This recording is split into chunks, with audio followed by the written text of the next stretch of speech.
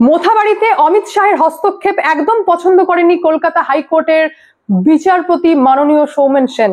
তিনি status report তলব করেছেন যে মোথাবাড়ির সিচুয়েশন কি রাজ্য সরকারের কাছে, জেলা শাসকের কাছে, পুলিশ সুপারের কাছে, কিন্তু তিনি বলছেন যে কেন্দ্রের হস্তক্ষেপের নাকি প্রয়োজন খুব একটা ছিল না, প্রয়োজন নেই কেন্দ্রের হস্তক্ষেপের। যেখানে আপনারা নিজেরাই দেখতে পেলেন যে মোথাবাড়ি নিয়ে যদি সত্যি রাজ্য সরকার স্টেপ নিতেন তাহলে আজকে বেলডাঙ্গার সারগাছির ঘটনা আমাদের সামনে আসতো না। আজকে সেই লাইনটাই মনে পড়ছে জ্যোতি বসুর, বলেছিলেন যে সরকার না চাইলে দাঙ্গা হয় না। আর আজ আমরা এমন একটা জায়গায় দাঁড়িয়ে রয়েছি যে সেখানে ভাবতে বাধ্য হচ্ছি যে আমাদের রাজ্য সরকার কি দাঙ্গা চায় নাকি চায় না। সমস্ত খবরের ডিটেলসে যাওয়ার আগে নমস্কার, আমি অদ্বিতীয়া রয়। আজকে আবার চলে এসেছি আমার ছোট্ট ইউটিউব চ্যানেল সঙ্গে অদ্বিতীয়ায়। আপনাদের সকলকে প্রণাম ও ভালোবাসা জানিয়ে আজকে লাইভ আমি এখান থেকে শুরু করি। যা হচ্ছে তা ঠিক হচ্ছে না, যেদিকে জল গড়াচ্ছে সেটা একদমই ঠিক না। আমি অতি অবশ্যই মাননীয় বিচারপতি সৌমেন সেনের বিষয়ে আপনাদেরকে জানাবো কিভাবে মোথাবাড়িকে নিয়ে পুলিশরা কি কি রিপোর্ট দিয়েছেন আর কি কি ভিডিও নিয়ে বলেছেন যে অর্ধেকের বেশি নাকি ভুয়ো। অথচ সেই সমস্ত ভিডিওতে আমরা লাইভ দেখেছি যে 300টা পুলিশ তো দূরের কথা, একটি সিভিক ভলেন্টিয়ারও ছিল না যখন মোথাবাড়ির চৌরাঙ্গি মোড়ে যখন ভাঙচুর করা হয় দেখেছি। কিন্তু তার আগে একটু সারগাছিটা জেনে নি। সারগাছির ঘটনাটি আপনারা মোটামুটি অনেকেই জেনেছেন, কারণ এটা ধীরে ধীরে একটু দেখেছি হাইলাইট হয়েছে, যেটা কি মোথাবাড়ি নিয়ে হয়নি। সারগাছির নিশ্চিন্তপুর দক্ষিণপাড়া মসজিদে একটি শিবলিঙ্গ পাওয়া গেছে। শিবলিঙ্গকে কেন্দ্র করে অশান্তি, যেটাকে নিয়ে জানা যাচ্ছে যে সেখানকার আইসি যথেষ্ট তৎপর হয়েছেন, যার নাম হচ্ছে জামাল বাবু। বিষয়টিকে তিনি নিজের হাতে কন্ট্রোলে নিয়েছেন, মাইকের মাধ্যমে বুঝিয়েছেন যে তোমরা চিন্তা করো না, তোমাদের বিচার তো আমি দেব, আমি থাকতে তোমাদের চিন্তা কিসের। বেলডাঙ্গায় যখন এর আগেও অশান্তি হয়েছিল বিচার তো দিয়েছিলাম, টাইম লাগে, হাতে মেশিন তো নেই, একটু দাঁড়াও, বিচার তোমাদের হবে। যার জন্য তারাও আল্লাহু আকবরের নারা দিয়ে বললেন যে না, আমাদের কোনো চিন্তা নেই, আমরা বিচার পাবো। এবার শাস্তির ব্যবস্থা যে আমি করতে পারি তার প্রমাণ বড় ঘটনা দিয়েছি আমি বেলডাঙ্গাতে। এটা সময় লেগেছে কিন্তু ধরা পড়েছে। কিন্তু আমি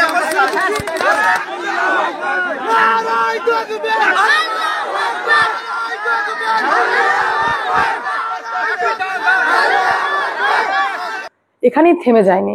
দেখুন ভাই, বিষয়টিকে নিজের নিজের নজরে নিজের মতো করে দেখতে হবে। এটুকু তো শিওর যে পশ্চিমবঙ্গে কেউ না কেউ কোথাও না কোথাও চাইছে যে দাঙ্গা হোক। এবার দাঙ্গা হওয়ার পর যে রেজাল্ট, তার তো প্রফিটও কাউকে নিতে হবে। আমি ভাই সিম্পল সা মাথায় এটুকু বুঝি যে মুর্শিদাবাদ আর মালদাতে সিটে টিএমসি সরকারের যা দাপট রয়েছে, যদি মুর্শিদাবাদের এক্সাম্পল দিই আপনাদের সামনে, তো 22টা সিটের মধ্যে 20টাই যে টিএমসি নিয়ে রয়েছে, সেখানে যতই আপনি দাঙ্গা লাগানোর চেষ্টা করুন বা না করুন, তাতে বিজেপি 18টা সিট পাবে না, হয় একটা না হয় দুটো, দাঙ্গা হোক আর না হোক। এটারও সুন্দর এক্সাম্পল দিচ্ছি, খুব সিম্পল ভাষায় আপনারা বুঝে নেবেন যে মালদা, যে দক্ষিণ মালদাকে নিয়ে আমি কথা বলছি, যেখানকার এমপি রয়েছেন কংগ্রেসের, যার নাম হচ্ছে ঈসা খান চৌধুরী। তিনি যখন 2021 সালে কংগ্রেসের হয়ে দাঁড়িয়েছিলেন না বিধানসভায়, তখন 22,000 ভোট পেয়েছিলেন, আর তৃণমূল কংগ্রেস নামে পেয়েছিল 1.5 লাখ ভোট। তো এক ব্যক্তি যিনি এমপি, যাকে কংগ্রেসের হয়ে এমপি করা হয়েছে, কিন্তু ঠিক যখন মমতা সরকারকে টিকিয়ে রাখার একটা ইন্টেনশন ছিল মানুষের মধ্যে, তখন 1.5 লাখ ভোট শুধু তৃণমূল কংগ্রেসের স্ট্যাম্পে পড়েছে, ঈসা খান চৌধুরীকে নয়। তার মানে এখান থেকে আমরা এটুকু তো লজিক্যালি ক্লিয়ার করতে পারলাম যে যতই দাঙ্গা লাগান, যতই না লাগানোর চেষ্টা যাই হোক না কেন, প্রফিট এখানে টিএমসিরই আছে। আচ্ছা, এক জায়গার দাঙ্গা নিয়ে অন্য জায়গায় বিরাট কিছু প্রফিট করার ইন্টেনশন, এটাও গভর্নমেন্টের থাকছে কি থাকছে না, তার রেজাল্টে আমি এটুকু বুঝতে পারছি যে আপনি যদি মোথাবাড়িকে নিয়ে অ্যাকশন নিত, আমাদের রাজ্য সরকার যদি মোথাবাড়িকে নিয়ে অ্যাকশন নিত, তাহলে আজকে হয়তো এই সারগাছির মতো অবস্থা হতো না। একটা শিবলিং পাওয়া গেছে, এমন বিরাট ব্যাপার নয়। আল্লাহ ভগবানের মতো, ভগবান আল্লাহর মতো, সেম ব্যাপার। জিনিসটিকে তুলে সাইড করে দাও। এটাকে নিয়ে আমি বিরাট উত্তেজিত হয়ে গেলাম, রক্ত গরম। ইন্টেনশন যদি থাকে যে দাঙ্গা করবো না, তো দাঙ্গা করার প্রবলেম মানে ওই ব্যাপারটাই আসবে না। আমি কেন বলছি জানেন? কারণ সারগাছিকে নিয়ে আপনারা এটা ভাববেন না যে সব হালকা হয়ে গেছে, ঠান্ডা হয়ে গেছে, তা নয়। আমার কাছে একটা পোস্ট এসেছে যেটা সেখানকার লোকাল মানুষের করা। তারা বলছেন যে না, অবস্থা কন্ট্রোলে রয়েছে, কোনো সমস্যা নেই, সব ঠিক আছে। তারপর তিনি নিজে লিখছেন পোস্টের মাধ্যমে যে পাঠানপাড়া পার্শ্ববর্তী করকাটা অঞ্চলের কিছু ক্ষিপ্ত জনতা পার্শ্ববর্তী কিছু হিন্দু পাড়ায় আক্রমণ করার পরিকল্পনা করে, কিন্তু সেখানকার মানুষ সজাগ রয়েছে এবং সারা রাত্রি তারা জেগে রয়েছে। যেমন গোয়ালপাড়া, খোলাবাড়ি, গোপীনাথপুর, পুলিন্দা সজাগ রয়েছে, জেগে রয়েছে, পরিকল্পনার কথা তারা জেনে রাতে ঘুমোচ্ছে না, এটা একটা টেনশন। আমি এবার বলি আপনাদেরকে মেন ঘটনা কোথায় ঘটেছে। মোথাবাড়িকে নিয়ে যে এত কথা বলছি আমি, এটা তো গেল সারগাছি, কি হওয়ার আছে সে বিষয়ে নজর থাকবে। আসুন মোথাবাড়ি, যেটাকে নিয়ে আপনারা জানেন যে কালকে হাইকোর্টে হিয়ারিং ছিল। আপনারা জানেন ভুয়ো ভিডিও, ফেক ভিডিও বলে বলা হলো যে এটা মালদার মোথাবাড়ি নয়। রিপোর্ট প্রেজেন্ট করেছেন রাজ্য সরকারের আইনজীবী, বলছেন এটা দুটো মাত্র ভিডিও দেখিয়ে বলেছেন যে সমস্ত কিছু স্বাভাবিক। আমরা যত গাড়ি ভাঙচুরের ভিডিও দেখেছি, যত গালাগালির ভিডিও দেখেছি, সব নাকি ফেক। সেখানে রাজ্য সরকারের আইনজীবী অনুযায়ী বক্তব্য হচ্ছে যে মাত্র নাকি দুটো দোকান ভাঙা হয়েছে। রিপোর্ট তো এসেছিল 60 থেকে 70টা, কিন্তু সরকার বলছেন 20টাও না, মাত্র নাকি দুটো দোকান, হাতে গোনা দুটো দোকান ভাঙা হয়েছে। অথচ ভিডিওতে আমি কিন্তু প্রায় 4-5টার বেশি দেখে নিলাম। আচ্ছা, রাজ্য সরকার জানিয়েছেন 5 জন ডিএসপি, 7 জন ইন্সপেক্টর এবং টোটাল নাকি 300 জন মোতায়েন ছিলেন।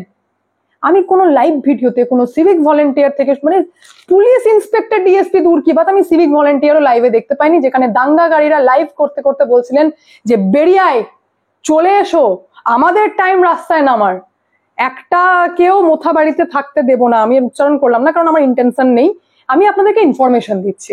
আচ্ছা, যেখানে কিছু ভিডিও নাকি ঠিক, কিছু ভিডিও ভুল, এটা প্রেজেন্ট করেছে রাজ্য সরকারের আইনজীবী।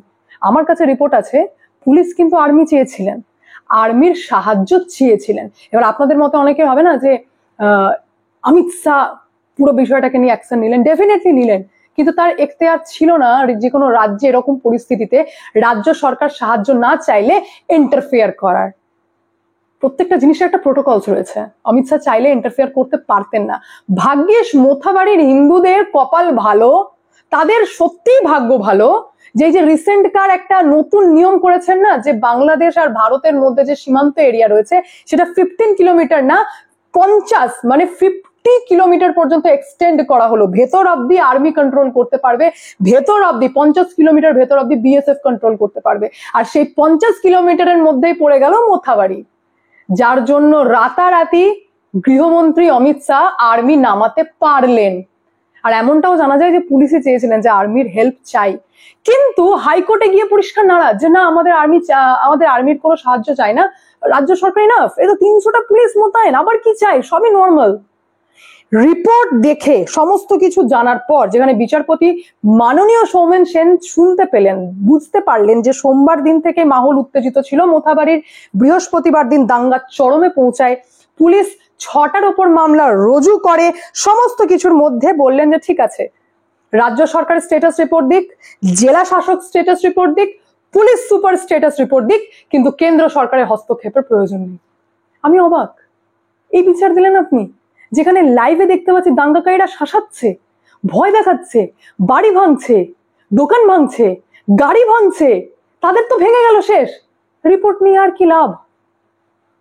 আমি ছোট্ট করে আপনাদেরকে মনে করিয়ে দিই, আজ থেকে 1 বছর আগে, ডেটটা ছিল 27 জানুয়ারি 2024, আমি ভিডিও করেছিলাম আপনাদের সামনে, ভয়ঙ্কর অ্যালিগেশন লাগানো হয়েছিল এই মাননীয় বিচারপতি সৌমেন সেনের বিরুদ্ধে, যে মাননীয় বিচারপতি সৌমেন সেনের ডিভিশন বেঞ্চে মোথাবাড়ির মামলাটি উঠেছিল, আর যেখানে তিনি জানিয়েছেন যে কেন্দ্রের হস্তক্ষেপের প্রয়োজন নেই। ইনি সেই বিচারপতি যাকে নিয়ে চরম জল্পনা সামনে এসেছিল। শোনা গেছিল যে বিচারপতি অমৃতা সিনহাকে নিজের চেম্বারে ডেকে তিনি বলেছিলেন যে প্রাথমিক নিয়োগ দুর্নীতিতে 2টো মামলার মধ্যে অভিষেক ব্যানার্জির যে নামটি আসছে, সেখান থেকে অভিষেক ব্যানার্জির নামটা সরিয়ে ফেলতে হবে, তুমি একটু সাইড কেটে যাও, কারণ অভিষেক ব্যানার্জির সামনে নাকি বিরাট উজ্জ্বল ভবিষ্যৎ রয়েছে। এই অ্যালিগেশনসটি লাগিয়েছিলেন, ওপেন ভাবে বলেছিলেন, তখন ছিলেন বিচারপতি অভিজিৎ গাঙ্গুলি, তিনি নিজে বলেছিলেন যে এরকম কাজ করা হয়েছে। আর যখন হাইকোর্টের মধ্যে একে অপরের উপর কাদা ছোড়াছড়ি হয়, কারণ অমৃতা সিনহা বিচারপতি তিনিও কিন্তু ডিনাই করেননি, আর বিচারপতি সৌমেন সেনের বক্তব্য সামনে আসেনি, তারপরও আরো জল্পনা রয়েছে। শোনা যায় যে বিভিন্ন জায়গায় ট্রান্সফার হয়নি, বিভিন্ন কথা রয়েছে, আমি সেসবের মধ্যে যাব না। কিন্তু হাইকোর্টের মধ্যে একটা চরম ঝামেলা যে এরকম ভাবে একজন বিচারপতিকে নিজের চেম্বারে ডেকে অভিষেক ব্যানার্জির নাম সরাতে বলেছেন আরেক বিচারপতি। সুপ্রিম কোর্টে তখন ছিলেন CJI former chief justice DY Chandrachud, তিনি তৎক্ষণাৎ তৎপর হয়ে পুরো মামলাটি হাতে তুলে নিলেন যে আরে বাপরে, হাইকোর্টে, কলকাতা হাইকোর্টে কি হচ্ছে, মামলা তুলে নিয়ে স্পেশাল বেঞ্চ গঠন করলেন, নিজে নেতৃত্ব দিলেন সেই বেঞ্চের। তারপর সেই মামলার কি হলো সেটা আজও আমরা জানি না, বলতে পারবো না যে সেই মামলার কি হলো। কিন্তু প্রাথমিক নিয়োগ দুর্নীতিতে নাম এসেছে অভিষেক ব্যানার্জির সিবিআই চার্জশিটে এবং ইডিতেও দেখা গেছে। বাকি মামলার কি হলো সুপ্রিম কোর্টে গিয়ে স্পেশাল বেঞ্চে আমার জানা নেই। আমি কাউকে দোষ দিচ্ছি না, আমার কাজও নয় কাউকে দোষ দেওয়া, বা আমি হাইকোর্টের বিচারের প্রতি কোনো প্রশ্নও তুলছি না।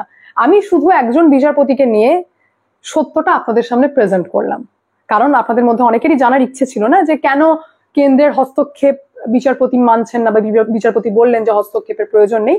তার আসল কারণ কি সেটা আপনারা বলবেন, আমি আপনাদের সামনে পুরো বিষয়টা তুলে ধরলাম।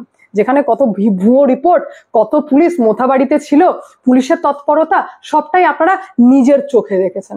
তারপরে মোথাবাড়ি লোকের কপাল যে 50 কিলোমিটারের মধ্যে বিএসএফ কন্ট্রোলের পারমিশন রয়েছে বলে গৃহমন্ত্রী কিছু করতে পারলেন। বাকি পশ্চিমবঙ্গ তো ভগবান ভরসে। যাই হোক, আজকে এখানে এন্ড করি, দেখা হচ্ছে নেক্সট ভিডিওতে। ভালো থাকবেন, সুস্থ থাকবেন, সঙ্গে অদ্বিতীয়া চ্যানেলকে অবশ্যই সাবস্ক্রাইব করবেন, কারণ যা হবে স্পষ্ট হবে।